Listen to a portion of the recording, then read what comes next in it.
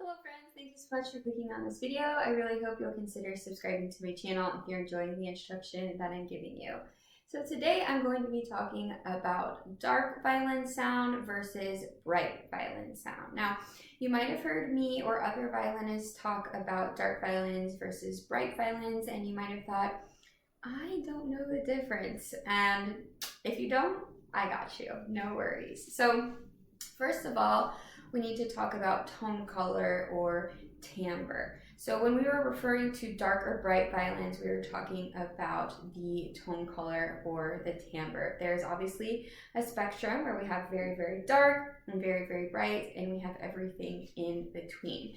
Now, I think it's very rare to find an instrument or a player that is on either end of the spectrum, right? Most people are somewhere in the middle, maybe leaning towards one end or another, but I do think that most all instruments, all good instruments anyway, can have a wide variety of dark and bright sounds. So I only have one violin, so I'm going to do my best to demonstrate both types of sounds, but I do want to preface this by saying that my violin is a brighter instrument.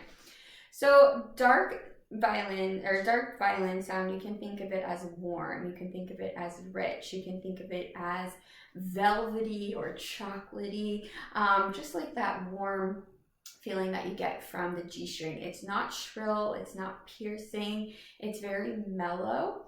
Some famous violinists that I think that have more dark violin sound would be Itzhak Perlman and Nathan Milstein. Okay, so I'm going to do my best to demonstrate a dark violin sound.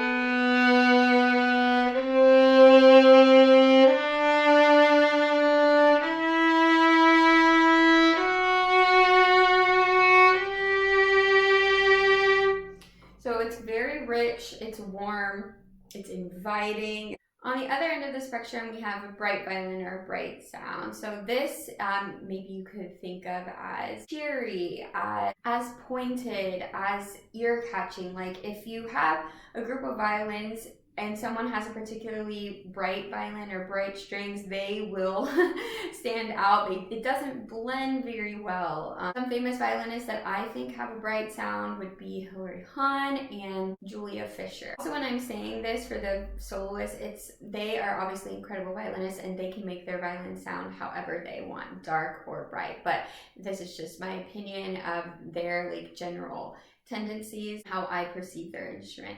And the great thing about this is that you can have a different opinion, and that's totally okay. Bright violins are really resonant, they're really ringy, they stand out in my opinion. So example of a bright violin.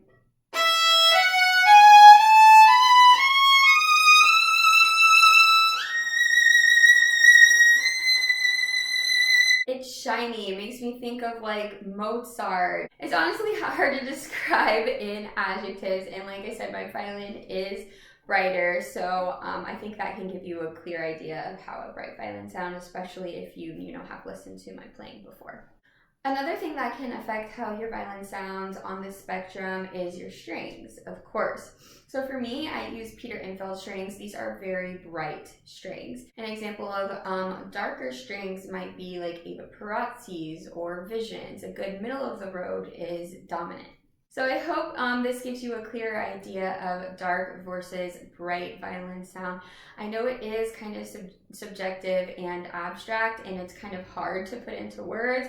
That's why I think there's not many people who touch upon this subject. But if you have any questions about this, definitely leave them in the comments. If you haven't subscribed, please do so. And thank you so much for watching.